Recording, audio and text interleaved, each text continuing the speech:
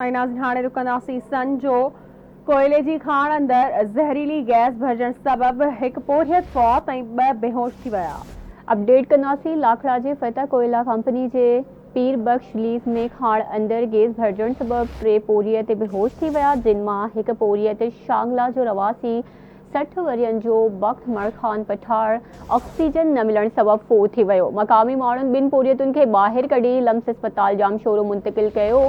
हिक जी हालत गणती जोगी ॿुधाई पई वञे। ख़बर वास्ते शेयर कंदासीं। सन वेझो कोयले जी खाड़ अंदरि ज़हरीली गैस भरिजण सबबि हिकु पोरियत फोत ऐं 2 बेहोश थी विया।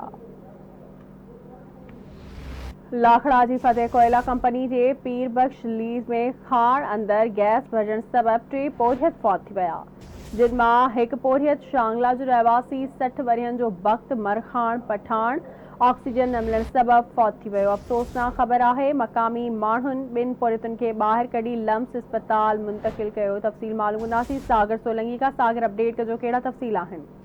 हाजी सन वेझो कूल माइंस थाने जी हद लाखड़ा जी फतेह कोयला कंपनी जी पीर बख्श लीज में खाण अंदरि गैस भरिजण सबबि 3 पोरियत बेहोश थी विया, जिन मां हिकु पोरियत शांगला जो रहवासी 60 वरियनि जो वक़्त महरखान पठान तुर्त ऑक्सीजन न मिलण सबबि फोत थी वियो, जॾहिं त 2 पोरियतुनि खे उते मौजूद मक़ामी माण्हुनि ॿाहिरि कढी लम्स अस्पताल जामशोरो पहुचायो, जिते हिकु पोरियत जी हालत गंच जोगी ॿुधाई पई वञे। कुल माइंस पुलिस फोती पोरे जे इलाज जूं कानूनी घुर्जूं पूरियूं करे लाश वारसनि हवाले कयो आहे, जंहिंखे वारस पंहिंजे अबाणे शहर शांगला खणाए विया आहिनि।